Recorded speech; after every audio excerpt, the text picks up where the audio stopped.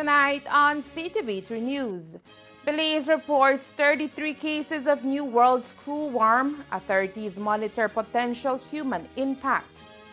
Health Ministry issues urgent warning on tainted supplements following FDA and international alerts. And the 2024-2025 sugarcane season shows improvement amid challenges. Quality boost needed for target success, says SICB chairman. These are some of the stories we have for you tonight in our newscast for Tuesday, March 25th, 2025.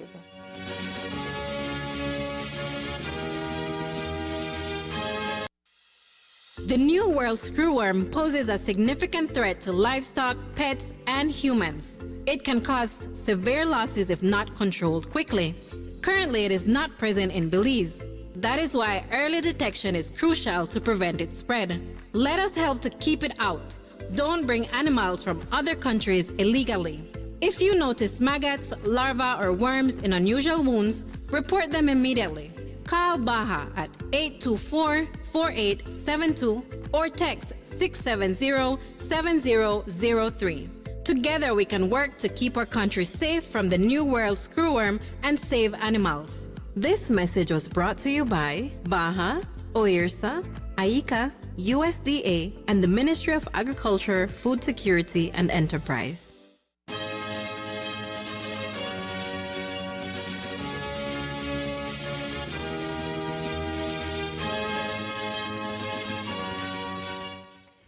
Good evening. With your news, also simulcast on Fiesta FM 106.7. I am Joanna Rodriguez. Late last week, the Belize Agricultural Health Authority, Baja, and the Ministry of Agriculture, Food Security, and Enterprise, MAFSE, confirmed the 33 cases of New World screwworm across multiple districts in Belize, including one in Orange Walk. At this time, there are 27 cases in Toledo, 4 in Cayo, 1 in the Belize district, and 1 in the Orange Walk district. New cases here in Belize have been detected in cattle, pigs, dogs, and 1 horse. Now, while there has not been any case reported in humans here in Belize, across the region, humans have also been affected by this infection. Today, the Ministry of Health and Wellness confirmed that it is working closely with the Ministry of Agriculture to monitor the infection in the country in the event that any human may be affected in the future. The Ministry of Health and Wellness is a part of the One Health team. The One Health team comprises the Ministry of Health, Ministry of Agriculture, Baja, and Ministry of Environment, and we meet on a monthly basis. The Ministry of Health and Wellness, we spearhead the One Health team with the help from PAHO and other organizations as well. So we have been keeping in close contact with Baja. We work with them with regards to addressing zoonotic diseases, and we work together to ensure that the public is informed. At this point, Mr. John Bowden is the technical advisor for the Environmental Health Unit, and he is the focal point for the Ministry of Health with the One Health Committee. So we're in close contact. We have looked at the spread. We do have a surveillance team out. I've spoken about our surveillance team quite often because we have national and we also have the regional surveillance teams, and they would work together with the counterparts on the ground when they do have the screwworm issues or when they do have any other zoonotic diseases that may be causing concerns in our country. So we do have a good relationship with Baja. We do interact constantly with Baja. We know that with screwworm, the persons who are most at risk are the persons who are actually caring or working closely with the animals. The surveillance aspects have been ongoing, and we have not seen at this point any need for any alarm, but we continue to monitor the situation closely. And if there are any changes, Mr. Bowden would inform me immediately, and then we would then, of course, inform the public if we do identify screwworm in humans. So that has not occurred in Belize, and it is being looked for. The Baja and the Ministry of Agriculture, they're doing a lot when it comes to the reduction of spread of screwworm, and we just keep abreast with the information that's given to us. Ministry of Health and Wellness is tonight warning the general public against tainted supplements. This alert came following alarm raised by the Food and Drug Administration, FDA, the Comisión Federal para la Protección contra Riesgos Sanitarios, COFEPRIS, and Agencia Española de Medicamentos y Productos Sanitarios, AIMS, following an investigation launched by the ministry personnel. It was confirmed that tainted dietary supplements were being circulated in Cayo, Orange Walk, Stand Creek, and the Belize districts. Among the affected products are Artri King, Artifician, Arti-Ajo King, and Vitafer. In an interview with the media today, Director of Public Health and Wellness, Dr. Melissa Diaz-Musa, shared more about the ministry's investigation and what Belizeans should look out for in terms of these products which have been found to be unsafe. With regards to these supplements, it came about with one of our clinicians who was seeing patients with certain symptoms. And after looking at what the patients were taking, I think there were 2 patients in total, they found out that patients were taking these supplements. So we went back and looked at alerts, and we did, we have a surveillance team through the Drug Inspectorate Unit that they would comb Facebook, look at Instagram, look at what is being advertised in the public, visit marketplaces, etc., and see what's being sold. And so they did their investigation and found that these products were available in Belize and were being marketed, especially on social media and in smaller businesses. Because of this and because of the alerts, once we looked at our file and our system, we saw that COFEPRIS did send out the alert with regards to some of these supplements, and so did the Mexican agency, and so did FDA.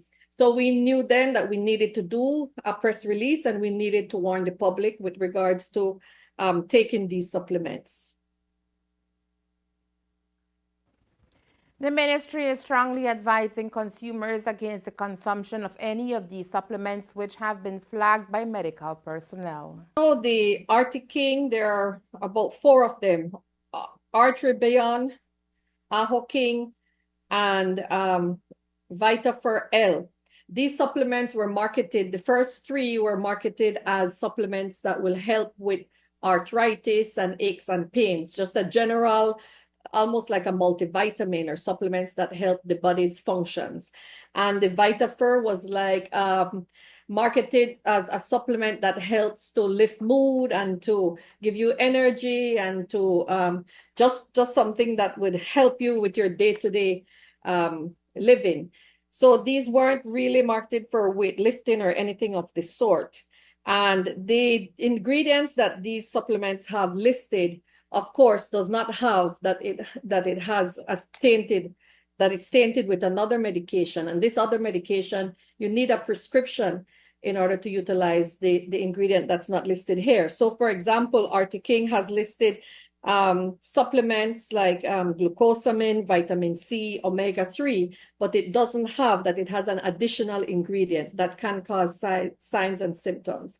And for that reason, the Ministry of Health and Wellness placed this press release out to warn the population not to purchase medications from social media platforms or from, and not to purchase medications from unauthorized dealers or unauthorized pharmacies. So it's important that when you purchase medication, you ensure that medication is purchased from licensed pharmacies and from authorized distributors. So that's the message that we really want to send out to the general public today. These products have been found to contain undeclared substances that may pose health risks. If you or anyone you know has been taking any of these substances, you are advised to seek immediate medical attention. The first 3 has one particular medication, and Vitafer has a separate, totally different medication. In terms of the Vitafer, the best advice at this point is do not take it. It can have side effects that can be very severe. So we're saying do not take it at all, but there's nothing that you need to do at this point. For the others that has another substance in it, they can cause more long-term side effects.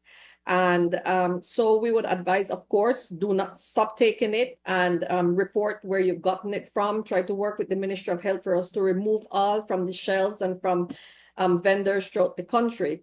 At this point, the side effects for the first three can be subtle, so it could be weight changes. It's much more of an endocrine or much more of a systemic change that can occur. So if you are feeling unwell, if you do have any symptoms that you've noticed over the last few weeks in terms of changes in mood and different things, then you can go ahead and see a doctor for determination if you have suffered with, for example,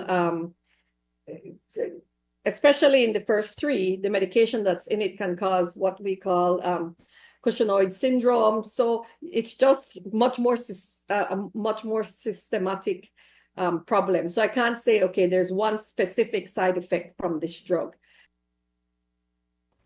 Now, while these medications have been removed from the market, the public is being advised to obtain health products only from licensed pharmacies and authorized distributors to avoid running into issues. What happens at this point now is that we, because the Drug Inspectorate Unit did their surveillance and found that it's available in Belize, our next step, or what has already been done, is that we have contacted these persons and we remove all this medication from the persons and try to find out the source as best as possible.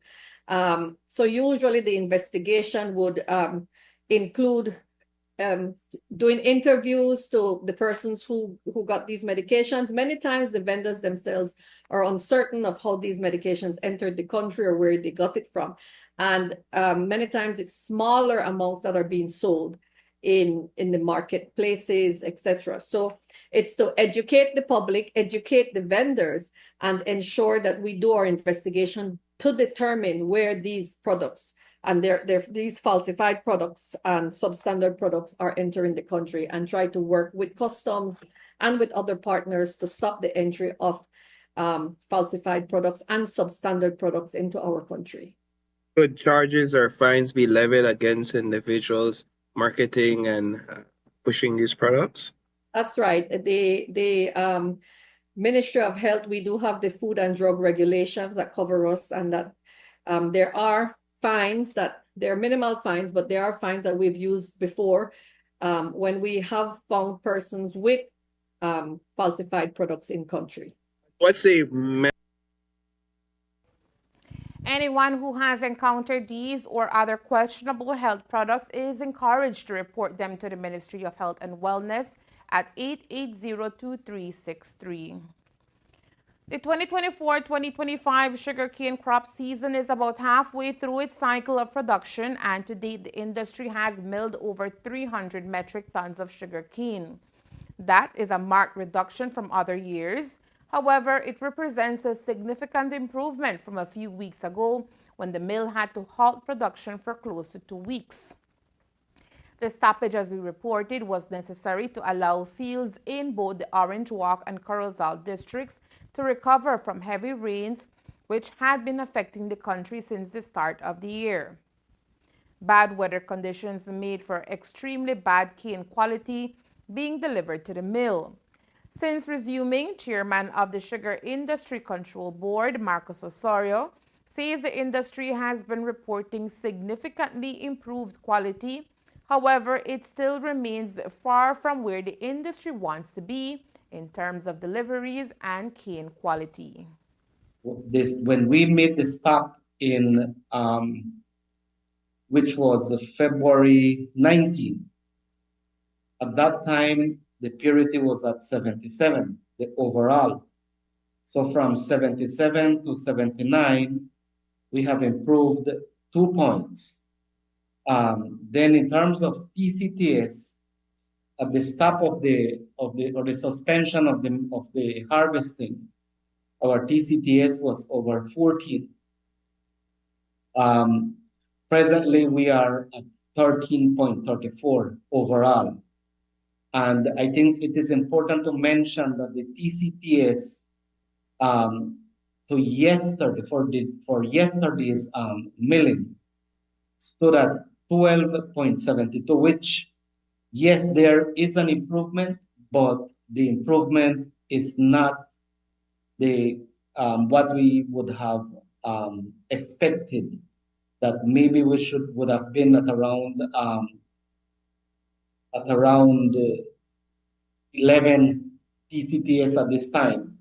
It is improving, but the improvement is pretty much slow. And this is basically attributed to, and we also, I think it's important to mention that we do not anticipate a major improvement from now to end of the crop. Why? Because I think the weather factor is playing a critical role in the present quality situation we're seeing. We had too much rain or too much water in fields which impacted on cane quality, and that cane quality, we are seeing impacts even at this point.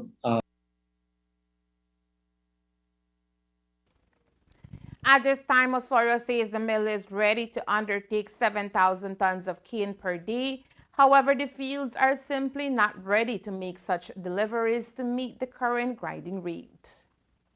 We are looking at what else can we do to see if the field can increase their delivery per day. But all indications are that the best is around 6,500 per day. And the mill is saying they're prepared to be doing 7,000, given that we are at the best time in terms of weather, in terms of cane quality. But also a major factor that is affecting is the labor. There is not enough labor. And even though we have seen an introduction of whole stack cane cutters, mechanical harvesters on the side of the farmers, still the capacity is not there, because then we are also facing a situation where the turnaround of the transport units is also affecting, because if there would be a good time between the turnaround to their next delivery, then there could be an opportunity that where we can do maybe 200 more tons per day. But this morning we reached an agreement with the stakeholders where we will make an adjustment to the delivery schedule to see if that will help in any way to increase the delivery per day. TCTS, which represents the amount of cane needed to make a ton of sugar, currently stand at 12. While this is an improvement from earlier in the crop, Osorio says there is more that can be done to ensure further improvement. As we are in terms of the crop, it's going well. We are hoping that we can maximize in the next 6 to 8 weeks that we estimate or forecast that their weather will continue as is right now, the real dry time of the year, and that we can maximize in deliveries and maximize in cane quality to do as much as we can. And because then when the rains are back, then the cane quality will be affected once more. But overall, I think the weather, we are seeing the impacts of the weather. We are seeing the impacts of pests. And when I say pests, I make reference to froghopper, I make reference to stem borer, and also the fusarium. If the industry is to meet its target before the end of the crop season, however, Osorio says farmers need to work together to ensure increased quality being delivered to the mill. To keep making that extra effort in improving cane quality, condition of cane being transported to the mill, we still see canes in bad state in terms of not being properly tapped, coming with too much trash, while on the other hand, we see some harvesting groups doing an excellent job in terms of cane cutting, cane loading. canes that are going to the mill very clean. So the question is, if some groups can do it, why the others are not doing it? Coming up next, police department to obtain pepper ball guns to defuse tense situations. Stay tuned. Escape to paradise. Centaur is giving you the chance to win an unforgettable getaway at the breathtaking Orchid Bay Resort. Picture this: a stunning beach and a relaxing poolside retreat. One lucky winner will enjoy an overnight stay for two, plus a delicious breakfast, all courtesy of Orchid Bay Resort. How to enter? Sign up for any Centaur service or stay up to date with your payments for a chance to win. Live raffle draw on April 16th on Despierta Belize show. Enter now to win with Centaur.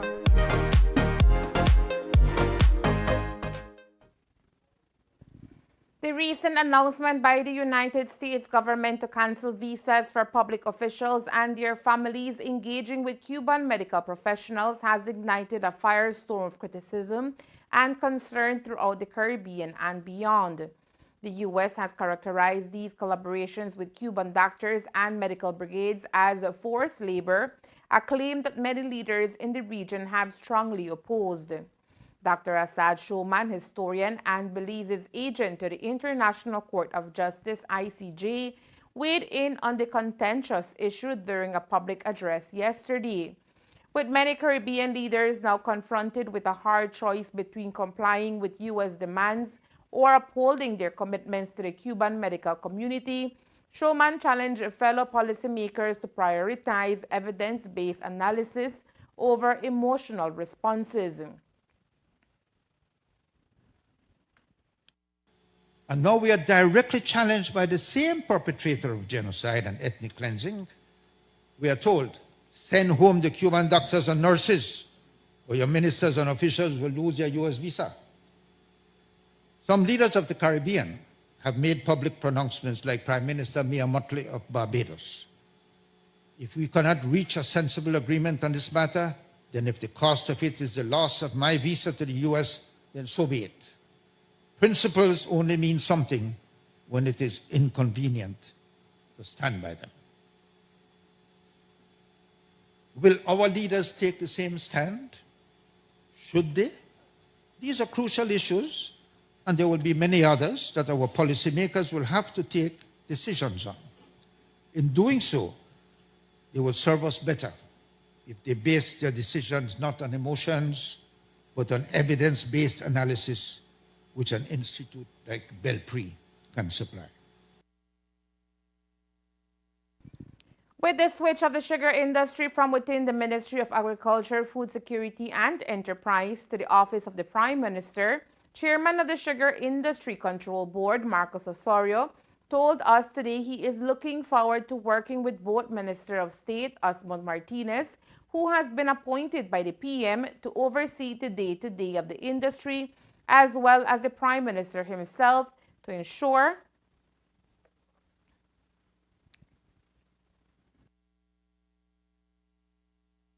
that the industry can move forward. Are looking forward to a first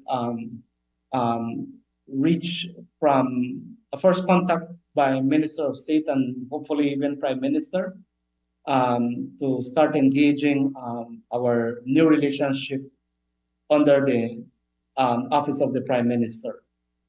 We look forward to a very positive working relationship, and like in any case, we look forward to further improvements within the industry, and that we can, stakeholders, the Minister Martinez, along with PM, that we can engage very successfully and with the objective of, at the end of the day, moving the industry forward, improving productivity, and where also the mill will work along with farmers to improve the overall well-being of the sugar industry.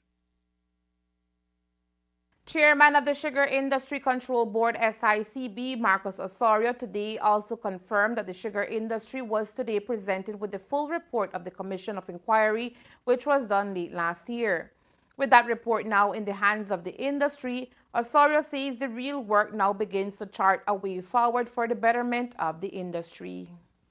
Well, the final report of the Commission of Inquiry was shared today, this morning.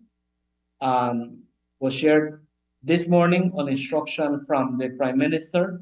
So at this point, all stakeholders have received the Commission of Inquiry report, and I believe, well, now they will do their due diligence in terms of reviewing the report and see what can be implemented in the short, and then I think as industry, look at what's doable in the short term and move forward.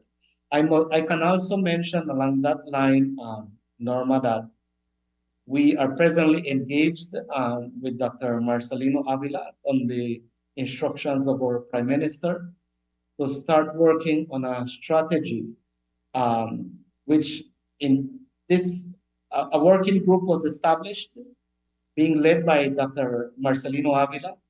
And now that the report is available, we will be looking at the report and look at the recommendations and see what we can integrate into the industry strategy, which we foresee to have completed in the next 2 months or so, which would then be presented to the Prime Minister. And I think an important thing there will be that once we have finalized that plan, that we also come up with a financial requirement to implement that plan. If it would be a plan of 5 years or 10 years is what we'll be looking at, and what are the financial resources that are required in the first instance to improve cane productivity. So work has been engaged, and we are diligently working on that along with the guidance of Dr. Marcelino Avila. And I think we're making some significant progress. So we foresee that hopefully by May, we should have something to work with. In order to enhance public safety, the Belize Police Department have recognized the urgent need for additional resources to manage tense situations without resorting to deadly force. As we have seen in the past, officers have been accused of not being able to manage difficult situations in the proper manner. To address this issue, the police department plans to incorporate a new tool known as the pepper ball gun into their operations. In a recent partnership, Campbell Williams has reached out to Michael Ashcroft, who has agreed to donate 50 of these innovative devices to the police force. This strategic step aims to provide officers with safer alternatives for de-escalating conflicts, ultimately fostering a more peaceful interaction with the community.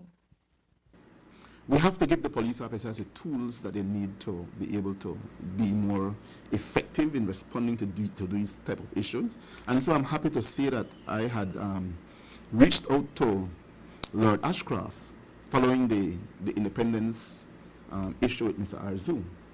And I had wrote a proposal for a donation from him to the police for some pepper ball gun, and he have generously agreed to donate to the police 50 of those. They have provided payment through Waterloo to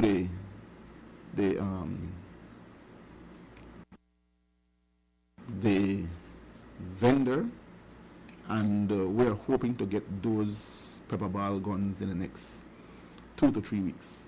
And those are going to be issued to police officers and are going to be used as a means of de-escalation. How the pepper ball gun works, and I would hope that during the newscast tonight that you would look them up and play something in the news so that people can see how it works. How that works is that the police is going to, if the person is behaving in a certain way, advancing to the police is going to shoot you right here with the pepper ball gun. And when it touches you, it explodes, and it sends a scent pepper spray like, and that quell you, right? So it is a very effective way. We're looking at either that or the taser. But again, the taser gun that tend to pierce the skin, right? If you want the one that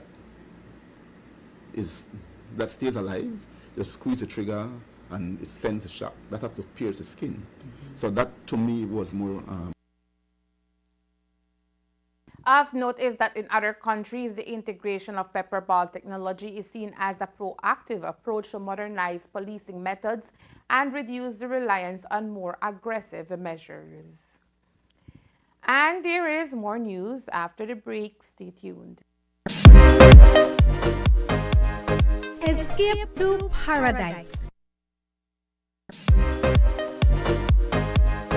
Escape to paradise. Centaur is giving you the chance to win an unforgettable getaway at the breathtaking Orchid Bay Resort. Picture this: a stunning beach and a relaxing poolside retreat. One lucky winner will enjoy an overnight stay for two, plus a delicious breakfast, all courtesy of Orchid Bay Resort. How to enter? Sign up for any Centaur service or stay up to date with your payments for a chance to win. Live raffle draw on April 16th on Despierta Belize show. Enter now to win with Centaur.